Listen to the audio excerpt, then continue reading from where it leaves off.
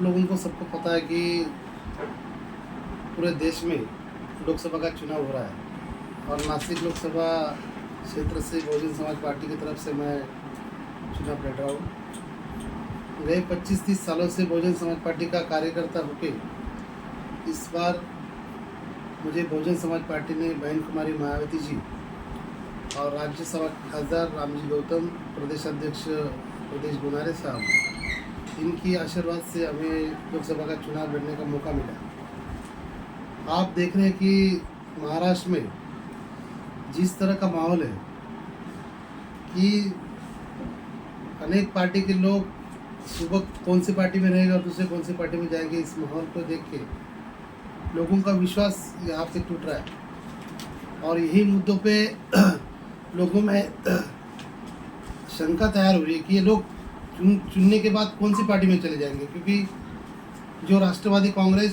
शिवसेना, एक दिन ऐसा था कि ये सब विरोध में रहते थे, लेकिन आज शिवसेना भी एक साथ है, बीजेपी भी एक साथ है और राष्ट्रवादी भी एक साथ है।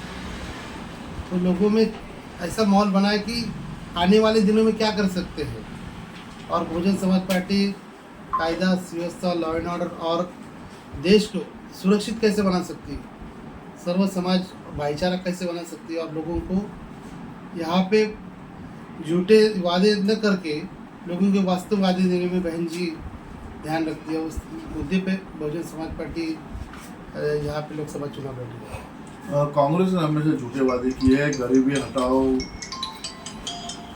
गरीबी हटाओ का नारा देने के बाद भी आज तक की गरीबी नहीं हटी, क्या कहेंगे? नहीं, कांग्रेस का जो राज है गरीबी हटाने का मुद्दा हर जैसे कांग्रेस का सत्ता थी उस तरह से उनका उस नारे पे सत्ता हासिल की। 60-70 साल राज करने के बाद भी आज भी गरीबी हटनी। हम जब जाते हैं देहातों में, झोड़ झुपड़े में जाते देखते हैं कि यहाँ पर जो हालात 60-70 साल पहले थे आज भी वही हालात बीजेपी और उनकी सहयोगी जो पक्ष है उनके राज में हो रहा है। आज हम लोग जाते हैं झुगड़ झुपड़े में देखते हैं कि आज लोगों को खाने की व्यवस्था नहीं है, रहने की व्यवस्था नहीं है।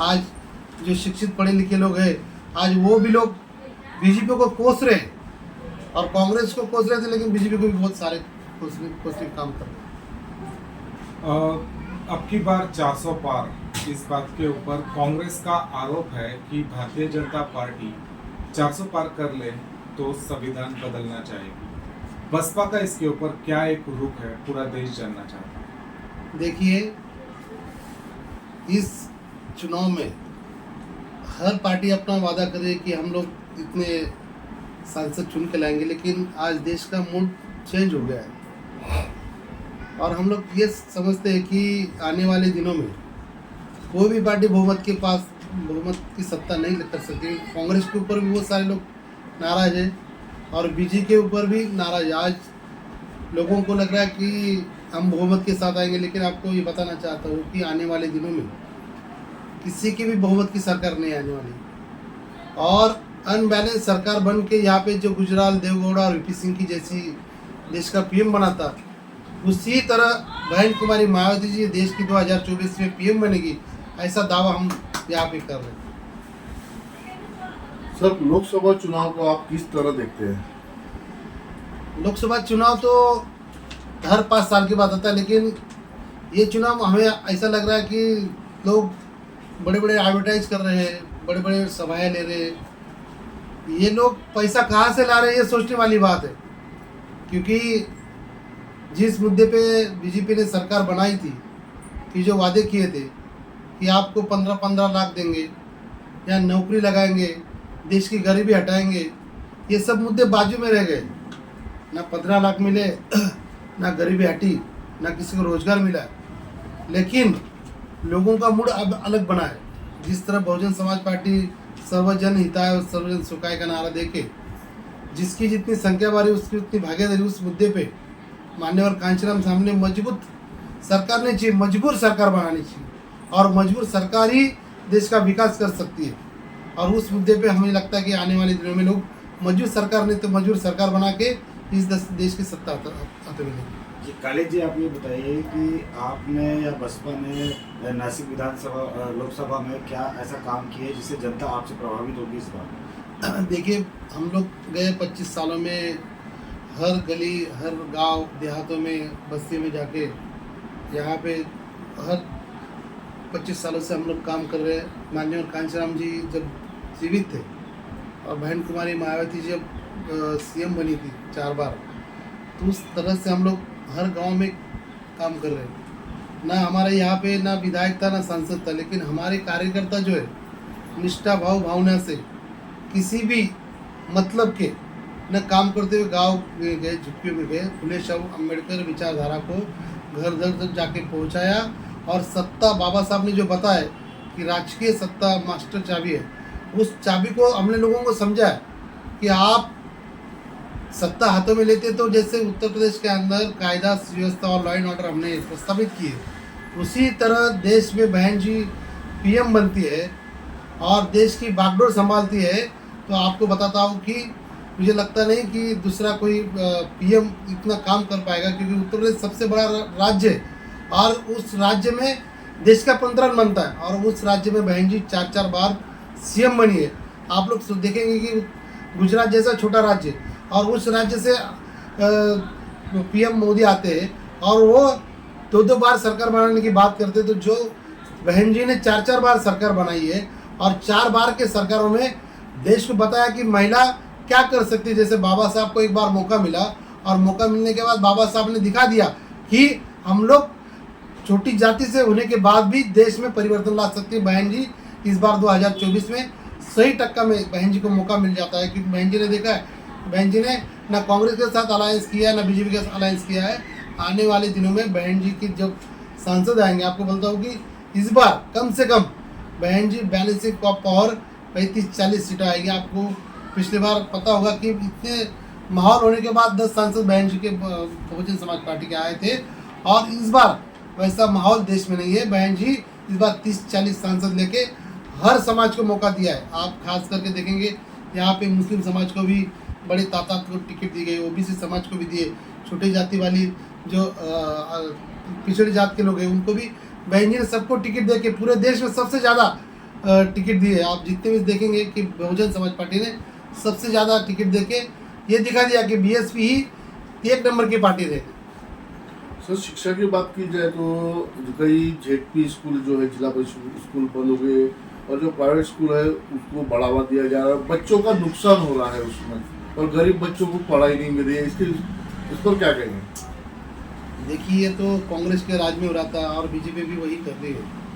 आप देखेंगे कि शिक्षा जो है, बाबा साहब बोले थे कि हर व्यक्ति को शिक्षा सख्त और मुफ्त होना चाहिए और कायदा भी वही बोलता है। लेकिन जो सरकारें देश में बनी है, उस सरकार ने लोगों को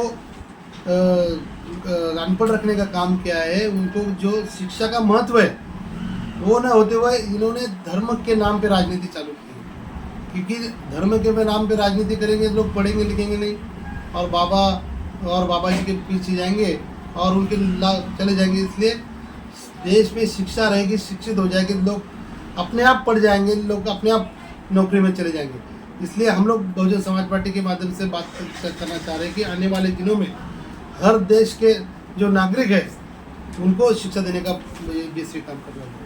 सर, जाति के नाम पे आरक्षण के ऊपर में आपको क्या ख्याल है? देखिए, बीएसपी का जो नारा है, जिसकी जितनी संख्या बारी उसकी उतनी भागीदारी। जो समाज का हिस्सा जितना होगा उनको उनका हिस्सेदारी मिलना चाहिए। बहन जी ने प्राइवेट सेक्टर में आरक्षण दिया, हर जाति को दिया है। ब्राह्मण समाज को भी बहन जी ने आरक्षण दिया, मुस्लिम समाज को भी दिया और हर जाति को बहन जी ने आरक्षण दिया है। और इसलिए जिसकी जितनी संख्या भारी उसकी इतनी भागीदारी, वो बीएसपी का नारा। और बहन जी हर समाज को आने वाले दिनों में आरक्षण देना चाह रही है कि जो समाज दबा कुचला है, जिनको आरक्षण की जरूरत है, और उसी तरह बीएसपी आने वाले दिनों में काम करेंगे। जनता के लिए आपका एक क्या संदेश रहेगा? हमारा यही संदेश रहेगा कि आने वाले दिनों में किसी ही पार्टी का,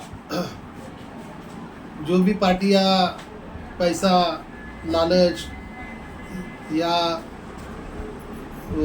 झूठे वादे कर रहे हैं, उनसे आप बच के रहिए। ये लोग आपको इलेक्शन तक आपको वादे करती रहेगी और इलेक्शन में उनका काम हो जाएगा, वो चले जाएंगे। क्योंकि आप महाराष्ट्र में देख रहे हो कि जो लोग सांसद विधायक चुन के आए थे और वो चुन के जाने के बाद दूसरी पार्टी में चले गए, यानी लोगों का विश्वास टूट गया है कि हम लोग जिस मकसद से आपको चुन के लाते हैं और चुनने के बाद आप अपने खुद के फायदे के लिए दूसरी पार्टी में जाते हैं। और यहाँ पे जो जिस तरह ईडी सीबीआई लगा के लोगों को गुमराह करके राजनीति चला रहे हैं, और यहाँ पे देख रहे हैं कि पूरे महाराष्ट्र में हिंदुत्व के नाम पे या जाति बटाने का काम कर रहे हैं, तो वो न हो और सब लोगों में भाईचारा कैसे पैदा हो, सब लोगों में एकता कैसे पैदा हो, और डॉक्टर बाबा साहब अम्बेडकर ने जो संविधान में दिया अधिकार है, उस अधिकारों को किस तरह से सब में इम्प्लीमेंट हो, उस तरह का काम हो, या ऐसी लोगों को सत्ता हाथों में देनी चाहिए। इस तरह का हमारा कहना है नासिक और पूरे महाराष्ट्र में। हम लोग बहुजन समाज पार्टी ही ये 3 नंबर की राष्ट्रीय पार्टी है, और जो इलेक्शन चल रहा है और इलेक्शन के अंदर सब रीजनल पार्टियां खड़ी है, और ये तो लोकसभा का चुनाव है, और लोकसभा के चुनाव में देश की राजनीति होती, और बीएसपी के सांसद जब चुन के आएंगे आने वाले दिनों में जिस तरह जो विकास होना चाहिए वो 60-70 सालों में नहीं हुआ है, उस तरह का विकास हमने करने का हमारा इरादा है। आप हमें चुन के देते हैं तो आपको हम बताना चाहते हैं कि आने वाले दिनों में 5 सालों के भी हमको मौका मिलता है तो आपको 25 सालों का काम करने का हम लोग यहाँ पे वायदा करते हैं। और जो जो काम है, जो शिक्षा का हो, रोजगार का हो, या जो गरीबी का हो, वो देने का काम, मिटाने का काम, और लोगों को अच्छी कायदा सुव्यवस्था, लॉ एंड ऑर्डर और अच्छी तरह का जीवन जीने का काम हम आने वाले दिनों में देने वाले हैं। तो आप लोग बीएसपी को वोट कीजिए, और बहन जी की जो ताकत है उनको मजबूत कीजिए। आने वाले दिनों में आपको हम वायदा बताना चाहते हैं कि बहन कुमारी मायावती जी इस देश की पीएम बनेगी, और जिस तरह देश में माहौल बना है कि अनबैलेंस सरकार की, जो मजबूत नहीं मजबूर सरकार बनाने का काम हम लोग करेंगे, और बहन कुमारी मायावती जी को पीएम बनाएंगे। जय हिंद।